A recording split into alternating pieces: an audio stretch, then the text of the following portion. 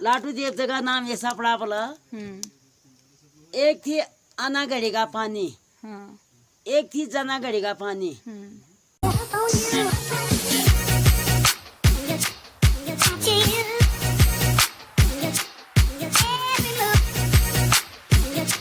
Hello friends, welcome back to my channel. तो जो पिछला व्लॉग रह गया था, एक्चुअली रह नहीं गया था, वो मुझे बनाना ही अगला व्लॉग था। तो जो अब अगला व्लॉग ये है, इसमें मैं आपको मिस्ट्री बताऊंगी लाटू देवता के मंदिर के पीछे की। सच झूठ नहीं पता क्या है क्या नहीं है, लेकिन जो हमने सुना है, जो सब लोग बोलते हैं वो, और ये सब बताएंगे आपको पापा, क्योंकि पापा को काफ़ी कुछ पता है वहाँ के बारे में। तो चलिए स्टार्ट करते हैं। आज हमारे साथ है मिस्टर सुशील रावत, जो राज्य कमेटी के अध्यक्ष थे और आयोजन समिति के आयोजन समिति के अध्यक्ष थे। तो लाटू देवता का भी बहुत मेन रोल है राज्यात में, ठीक है। और जो हमें पंडित जी ने जो भी बताया था, उन्होंने हमें मेन चीज़ें नहीं बताई। उन्होंने बस ये बताया कि नंदा देवी लाटू देवता से मिली कैसे थी और उनके भाई कैसे बने।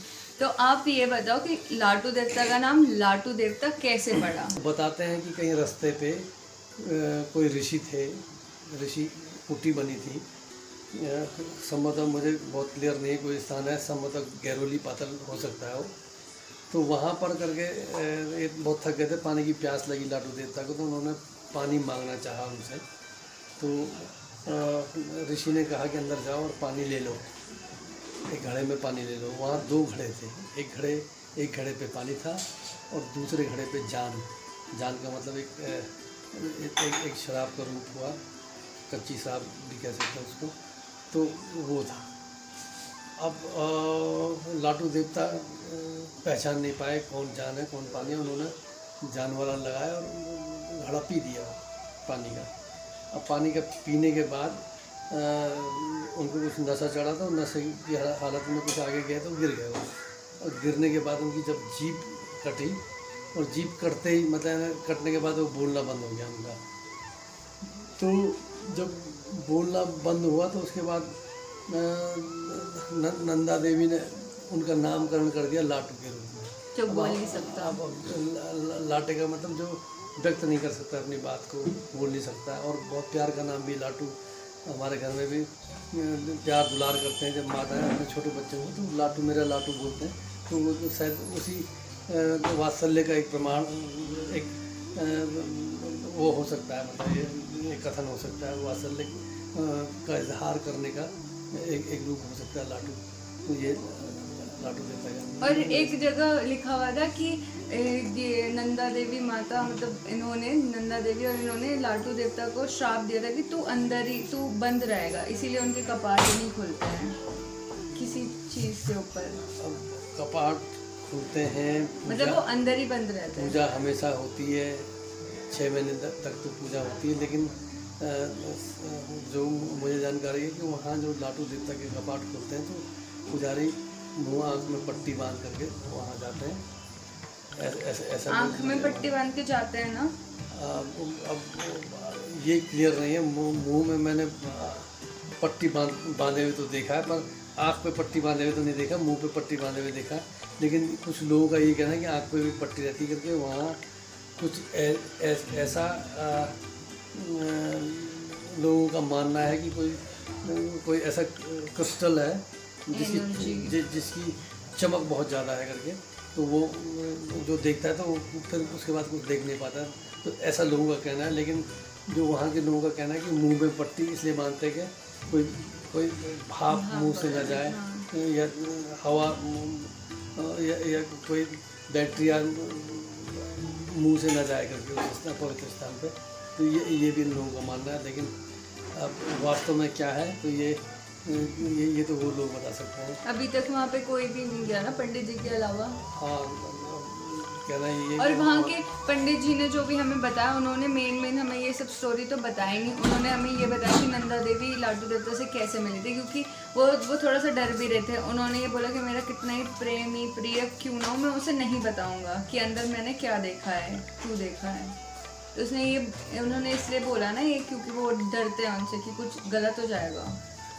ऐसा हो सकता है। वो वहाँ बाण गांव के लोग डरते भी तो हैं लाटू देवता से, उतना ही मानते भी हैं, उतना ही डर भी है। अब जिसके प्रति सम्मान होता है तो उसे उसका लिहाज करना बहुत ज़रूरी होता है। तो शायद इसी की वानगी हो कि वहाँ के लोग बाग बहुत ज़्यादा खुल के नहीं बोल पाते। वो लोग बताते नहीं हैं कुछ भी चीज़ क्लियरली। धन्यवाद अपना Okay. कीमती समय देने के लिए। तो जैसे आपने देख लिया है कि पापा ने बताया लाटू देवता का नाम लाटू कैसे पड़ा, ये सब। अब हम सुनते हैं पंडित जी जो बता रहे हैं हमें कि यहाँ पे लाटू देवता की पूजा कैसे होती है, तो वो सुनते हैं। बाहर खुलने के बाद अंदर खाली दूध दुनिया की हल्दी की पिटाई चढ़ती है, अंदर दूध दुनिया की शुद्ध चीज़ चढ़ती है। चूरमा होता है, थोड़ा चूरमा चढ़ता है अंदर, बाकी कुछ नहीं, बाकी सब बाहर चढ़ता है। और उसका बार खुला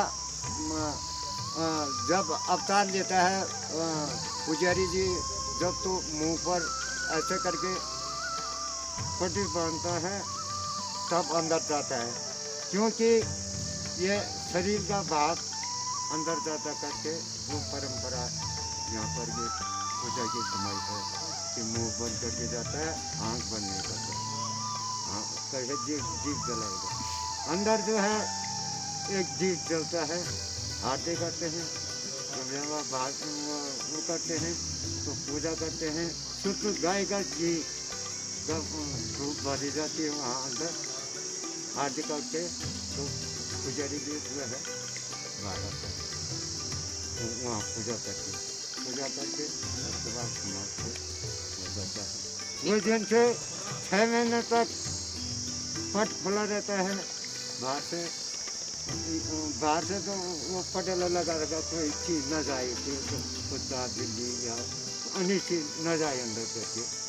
बाहर से ये फटा लगा देते हैं, लेकिन बाहर खुला है, अभी भी खुला है। हम मंगशीर पूर्णमासी को जो है बंद होगा। अब पंडित जी की हमने सुन ली कि हाँ लाटू देवता की पूजा कैसे होती है, ठीक है। लेकिन क्या है ना, जो पंडित जी बता रहे हैं कि मुंह बंद करके यहाँ पे जाते हैं अंदर, तो ये सिर्फ पंडित जी इसलिए भी बोल रहे हो सकते हैं ताकि उन्हें आगे क्वेश्चंस ना हो। वो नहीं चाहते हैं बताना, यहाँ पे नहीं बता सकते, वो उन्हें अलाउड नहीं बताना, और इसलिए उन्होंने बोला। बाकी जो भी लोग आते हैं यहाँ पे पट खुलने पे, तो सब लोग यही कहते हैं कि आँख में बंद करके जाते हैं वहाँ पे, लेकिन आगे ज़्यादा क्वेश्चन ना हो इसलिए उन्होंने शायद ये बोल दिया कि हम मुंह पे पट्टी बंद के जाते हैं। लेकिन अब आगे हम देखते हैं कि माता के मतलब नंदा देवी के लाटू देवता के जो जागर लगते हैं वो कैसे लगते हैं। चलिए। ये कुछ यावार देव ये लाल गौरी स्वर, ये कुछ देवार यावा ये लाल गौरी स्वर। तो इसमें देवी माँ पूछते हैं कि लाटू देवता लाट घोड़ी में सवार होके इधर उधर घूमता है, पान चबाता है, घोड़ी दबाता है। तो इसमें देवी माँ पूछते हैं, जब अधूरी जात नील गंगा पार चले गई थी और अधूरी वार रह गई थी, गंगा बहुत यहाँ तक हो गया था, तो आप कौन है? बोल लाल घोड़ी सवार। तो लाटू देवता ने कहा कि मैं इस गांव का श्रेष्ठ एक भूमियाल हूँ, तो आप मेरी सहायता करेंगे, मैं शिव कहला जा रहा हूँ। तो लाडू देवता बोलता है जरूर करूँगा, लेकिन पहला हिस्सा मेरा होगा, बस दैना हिस्सा, ये जो दैना हिस्सा है ये मेरा, और आपके हिस्से के 2 हिस्से करूँगा। जो मतलब रदी पारजा ये भूजा की छदोले आते हैं और ये चौसिंगा मीन वगैरह जो आते हैं, तो इसका मैं 2 हिस्सा करूँगा, बस अपना भी और तेरा भी। देवी से बोलता है, तो तब जाके लाडू तैयार होता है। तो लाडू यहाँ से पैदल चलता है, ये एक लोहे की छड़ी लेकर के, और अपना झंडा निशान तंबू सामान अपना रेडी पाजा जो जितने भी है मतलब पूरी डोल यात्रा उनको भी लेकर के नीलगंगा पहुँचता है। तो माता पीछे पीछे से सारा दल पार हो जाता है। ये बोला दूसरे लय में। अच्छा, मतलब तो यहाँ से लाडू जब चले गए तो नील गंगा में जब लाडू ने अपना हक मांगा माता से कि बोला मेरे रेडी पारदा जो है भूखे रह जाएंगे, तो जितने भी तेरे ये भुजाई की छदोलियाँ हैं इससे मेरे रेडी पारदा भी और तेरे रेडी पारदा भी खाएंगे। वो कहाँ? गैरुली पादल में। जब गैरुली पादल में बैठा हुआ तो माता का विश्राम हुआ। ये तो वार्षिक जात में हुआ, मतलब छोटी छोटी जातों में। और ये जो कहानी है ये बड़ी जाति है जो मैंने कहा जी, जो 12 सालों में एक जात आती है ना, वो कहानी वो नील गंगा में रुक गई थी। तो वहीं से माता यहाँ आई थी लाडू की खुशामद करने के लिए, पैर पकड़ने के लिए कि मुझे हमकुन पहुँचा दो। आप जरा गा के सुनाइए। ये तुम जदे देवर यावा ये म्यारा जदी साधु, ये तुम जदे देवर यावा ये म्यारा जदी साधु। अब लाडू बोलता हाँ मैं माता ने बोल दिया ने तुम देव बोला मेरे साथ आओ। तो लाडू हाँ जी ओला रे मैं दो ये मेरा दोनों यीशु, मैं आऊँगा बोला मेरे रदी पारा और मेरे दोनों को जो है तेरी उसमें मेरा दूना हिस्सा होगा जी। तो लाडू और व्यापार चल रहा जी व्यापार नहीं चल रहा था, मतलब ऐसी वो कोई कंधे पे उठा के ले जाना पड़ता है, कोई हाथ पकड़ के जाना पड़ता है। तो उस जमाने का क्या था, चौनी तिमाशी थी, वो पुराने जमाने की चांदी के सिक्के होंगे तब की जमाने की बात है ये तो।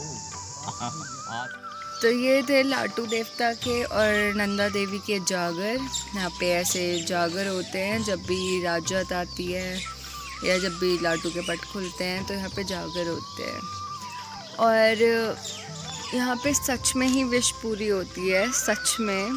क्योंकि क्या होता है ना, मैं कभी किसी मंदिर में जाके कुछ नहीं मांगती, मैं सच में कुछ नहीं मांगती, क्योंकि इतनी मेरे को किसी भी चीज़ की ज़रूरत नहीं है अपनी लाइफ में कि मुझे मंदिर में मांगना पड़े भगवान से, तो मैं कुछ भी नहीं मांगती हूँ।